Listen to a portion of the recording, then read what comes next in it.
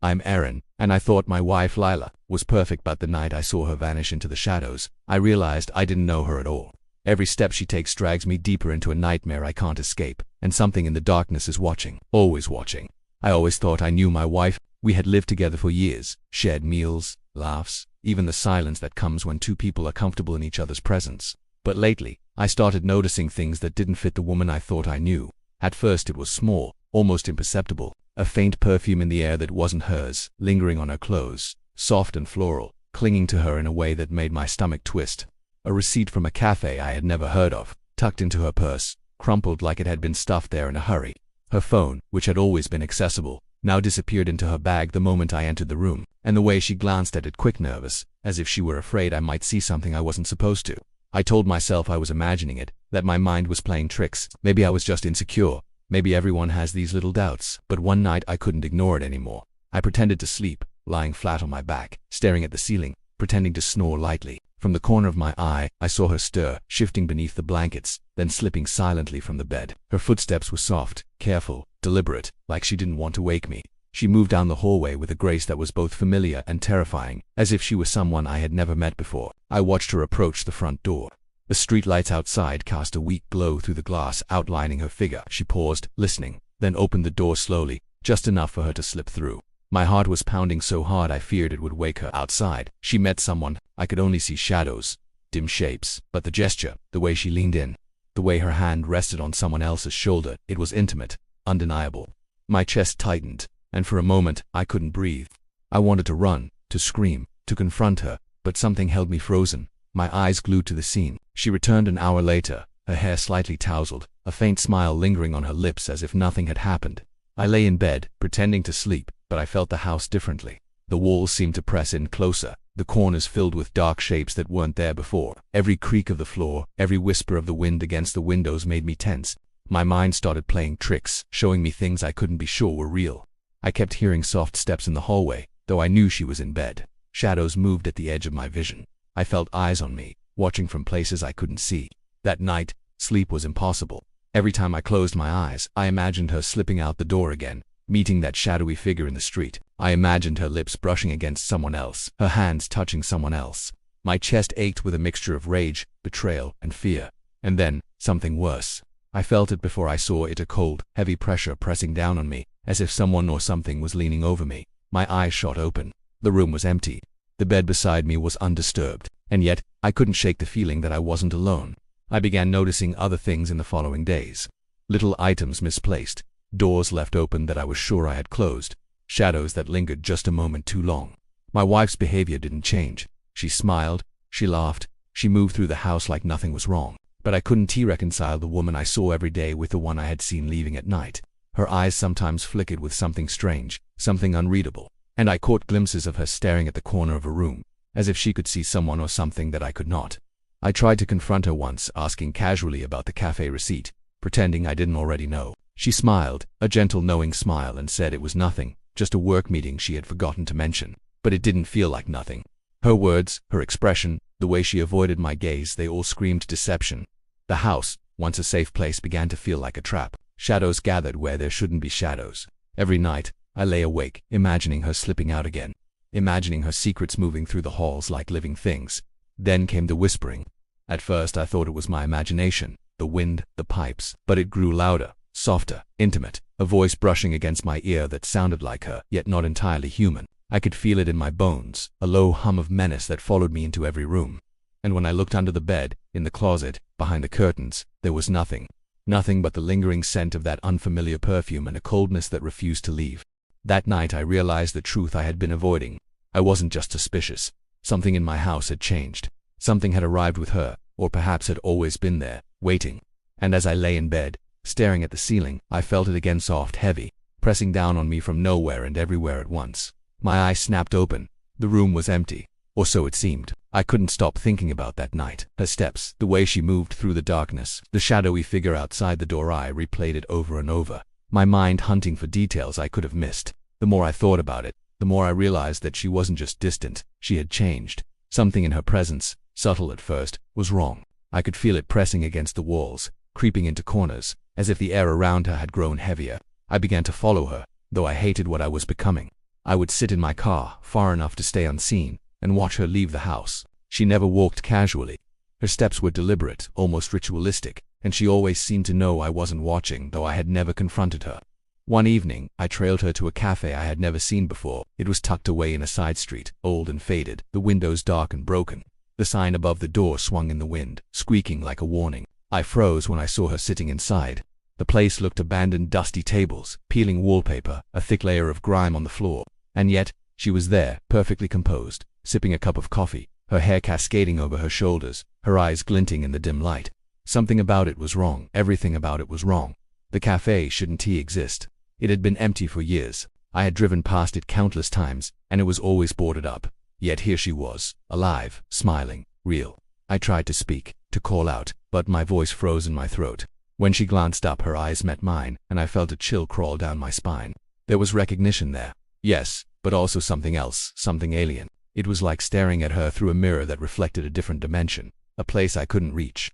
She smiled faintly, and for a second I thought I saw her edges blur like smoke. I blinked, and she was normal again.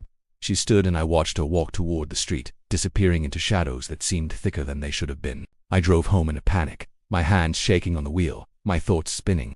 I tried to rationalize it. Maybe it was a trick of the light. Maybe my mind was unraveling from suspicion.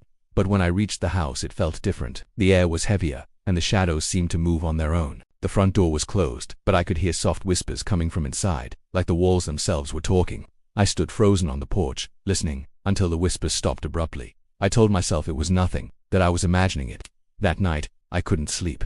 Every creak of the floorboards made my heart jump.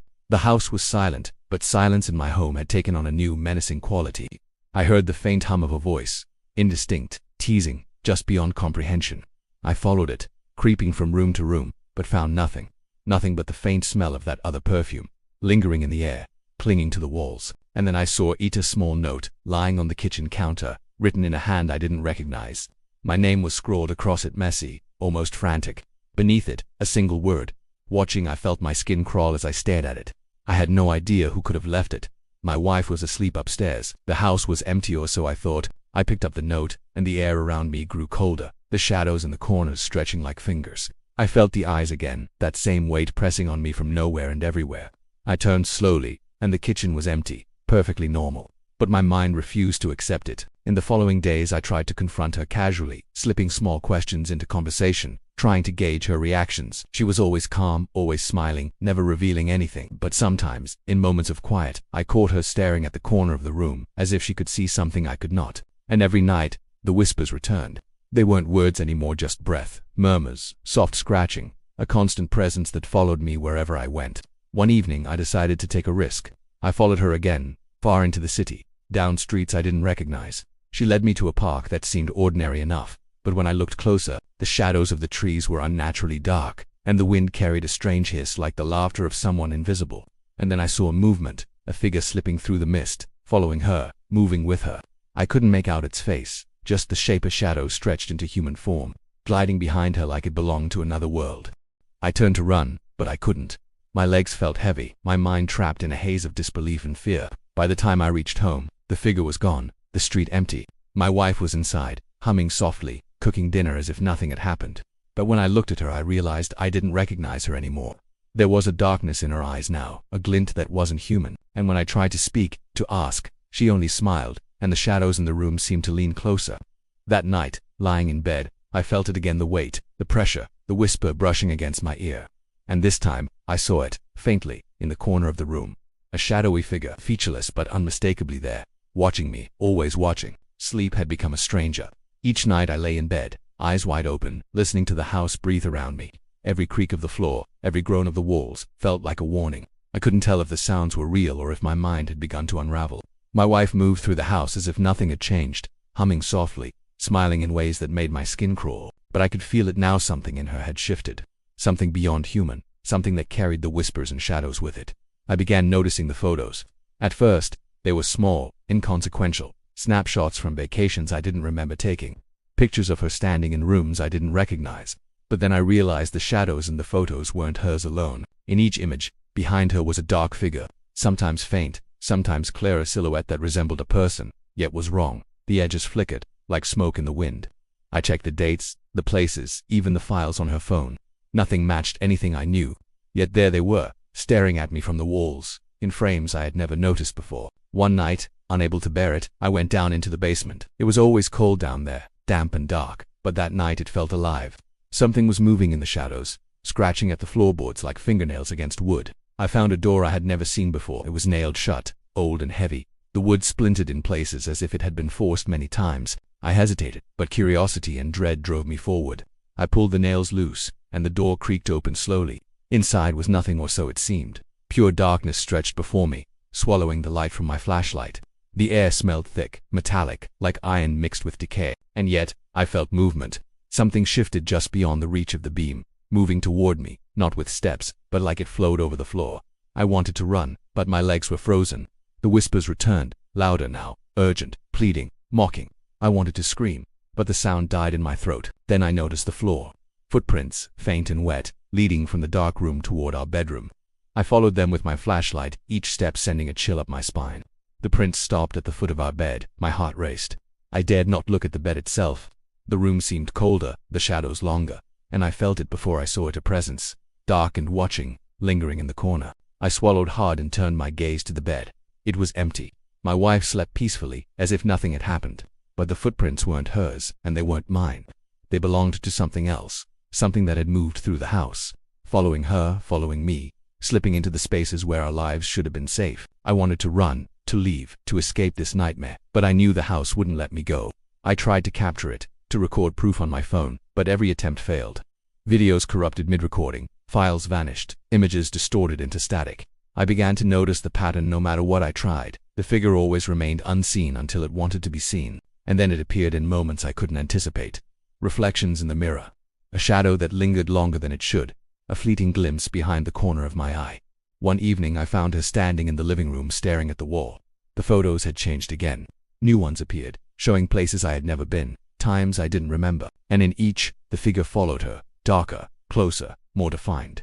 I realized with horror that it wasn't just following her, it was following me too. Every action, every movement I made, was observed by something that should not exist. That night I awoke to a strange sound on the bed beside me. My wife wasn't there, and yet, I felt her weight, her warmth. I could feel her breathing against my skin. I turned slowly. On the pillow, in front of me, was a photograph I had never taken. It showed me sleeping just moments ago. But behind me in the background, was the figure, featureless, black, smiling in a way that wasn't human. I froze, unable to look away. My mind screamed, my body shook, and I realized with a clarity that was terrifying. This wasn't a person anymore. It wasn't even her. And yet, she moved around the house as if she were perfectly calm, perfectly real. I understood then that nothing would ever be normal again. Something had entered our lives, hiding in her, hiding with her, moving through the walls, the shadows, the air itself, and it wasn't finished. I couldn't sleep, I couldn't leave, and I couldn't tell anyone. The figure watched, always watching, and the house had become a trap. I didn't know how to escape. That night, as I lay frozen on my bed, I felt its presence brush against me once more. My wife's reflection in the darkened window smiled faintly, but the eyes staring back from it weren't hers. By now, the nights had become unbearable. Sleep was a memory I could barely recall, and the house no longer felt like a home. Every sound, every shadow movement made my skin crawl. I had tried to follow her again, thinking that maybe seeing her actions would give me some sense of control. But each attempt only left me more unmoored. She moved through the world as if she belonged to some other dimension, slipping through streets I didn't recognize, vanishing into alleys filled with fog and silence. It was like the city itself was bending to her presence, guiding her, protecting her, hiding her from my eyes. I began leaving the house at night, trying to escape the suffocating dread. I walked for hours, through streets illuminated by cold streetlights, past empty parks and abandoned buildings. And yet, I could feel her presence behind me, a weight pressing against my back, a whisper brushing against my ear. I would glance over my shoulder, and for a moment, I thought I saw her, a fleeting silhouette at the edge of the light, but every time I turned fully, there was nothing but darkness and the soft hum of the night. I started noticing reflections in odd places, windows, puddles, even the mirrors at my gym. She appeared there, always watching. Sometimes she seemed normal, standing still, calm. Other times her form flickered, blurred at the edges, like she was a broken image in a cracked frame. I couldn't tell if I was losing my mind or if the world itself had shifted, and she had somehow slipped between its cracks. One night I tried recording her, capturing everything with my phone, hoping for proof, some evidence that I could show the world, that would confirm my sanity. But every recording failed. The video would start normally, then glitch, distort, and finally corrupt entirely. The sound remained, whispers and breaths, soft laughter that wasn't hers, and in every corrupted video, the shadows moved in impossible ways, stretching, writhing, reaching for the camera. I couldn't explain it, and no one would believe me even if I tried. I began noticing more signs in the house. Objects shifted positions when I wasn't looking. Doors creaked open on their own. The faint scent of the unknown perfume clung to the air, heavy and suffocating. The walls themselves seemed to pulse, breathe, as if they were alive and watching me, keeping secrets I wasn't meant to uncover. I became afraid to even breathe too loudly, afraid that the presence I sensed in every corner might decide I was intruding. Then came the moment I could no longer ignore the bed. I woke to a strange weight beside me, the warmth of her body pressed against mine, but she wasn't there. My heart pounded as I turned my head slowly. On the pillow beside me lay a photograph. It was me, asleep just minutes ago, completely unaware. And in the background, a figure featureless, black, and smiling in a way that wasn't human stood behind me. I couldn't move. I couldn't even blink. My body was frozen with terror, my mind screaming that this was impossible yet undeniable. The house had become a place I didn't belong. Every corner hid her presence, or perhaps the presence that had come to inhabit her. The whispers, once faint, were now constant, brushing against my mind, repeating in fragmented phrases I couldn't understand, urging me to act, warning me, mocking me. And still, my wife moved through it all as if she were ordinary, perfectly human, a serene smile never leaving her face. But I could see it in her eyes. Sometimes, just a flicker, a momentary glint that revealed what had truly come into our lives. I started questioning everything. The photos, the shadows, the whispers. I could no longer tell if they were real or if my mind had finally shattered. The world outside the house began to feel unreal too, like I had stepped into a space where the rules no longer applied. And the more I tried to rationalize it, the more it pressed in, the darkness growing around me, crawling over every thought, every memory, every sense of safety I had ever known. That night, as I lay in bed, paralyzed by fear, I realized something chilling. I was no longer sure if the presence followed her or me. Wherever I went, it came. And when I looked into the darkened window across the room, her reflection smiled faintly, but the eyes staring back at me weren't hers. They were mine, black and hollow, staring at a version of myself I didn't recognize. And in that instant I understood that the nightmare had no end, that it had already seeped into every part of my life. Something in this house had claimed us both, and I had no idea how to take it back. I knew then that there was no escaping this nightmare. The house, the shadows, the whispers, they had become a part of me, a part of her, a part of something I couldn't understand. Every street I walked, every corner I turned, I could feel it following, pressing closer, whispering secrets I didn't want to hear. I tried to leave the house, to escape the city, to vanish into the night. But no matter how far I went, I felt her presence, or the presence that had become her, close behind me. Cold, patient, eternal. I called the police, neighbors, anyone who might help, but the world seemed determined to erase her existence. No one had seen her. No one had noticed the alleys, the places she had vanished to. Even friends who had known me for years insisted I was alone, that I had been alone for months. My own photographs of her, the videos I had taken, had disappeared. I could find no trace of her anywhere except in the shadows that had followed me home, that haunted the edges of my vision, that whispered in the dark. Desperation pushed me further. I searched the house, opened every closet, pried up every floorboard, looking for proof, for any clue, anything that might explain what had taken her or what had taken me. It was beneath the floorboards that I found it. Dozens of photographs, hidden carefully, each showing my wife, but not alone. In every photograph, there were versions of me. Some looked like me in the living room, in the kitchen, asleep in bed. Others were more distorted, older or younger, or twisted in ways that made my stomach churn. And in every single photograph, her eyes glowed faintly, and mine were black, empty, staring back at me. I realized then the horrifying truth. I didn't know who I was anymore. She wasn't human, or at least, not entirely. And maybe I wasn't either. Something had slipped between the layers of reality, hiding behind her smile, hiding in the shadows, hiding in me. The whispers that had always brushed against my ears, the cold presence, the shifting shadows, they weren't just watching her. They were watching me, shaping me, erasing the lines between what was hers, what was mine, what was alive and what was not. I tried to leave again, packing a bag in the dead of night, planning to vanish far from the house, from the city, from everything, but the weight of horror repressed down on me. Before I could even step out the door, I saw her reflection in the mirror, standing behind me, smiling softly. But it wasn't quite her. Her mouth moved, but my eyes stared back at me, hollow, black and patient. And in that moment I understood that no distance could save me, no escape could undo this. I fled into the night, the streets twisting and turning in ways that made no sense. Alleyways stretched longer than they should, streetlights flickered, and shadows followed me with impossible speed. Every corner I turned I saw her or something wearing her face, waiting. But sometimes it wasn't her, sometimes it was me, reflected in windows or puddles. my own expression twisted in terror, my own eyes black and empty. I didn't know which was the real me anymore, or if that even mattered. I returned home eventually, exhausted and broken. The house welcomed me back as if nothing had happened, walls closing in, shadows curling around the corners, whispering softly. My wife was there, sitting at the kitchen table, drinking tea, calm and composed. But her eyes our eyes stared at me in unison, and I realized then that we were no longer separate. We were entangled, trapped in some dark exchange, a shared possession neither of us could escape. I don't know how long I've been here.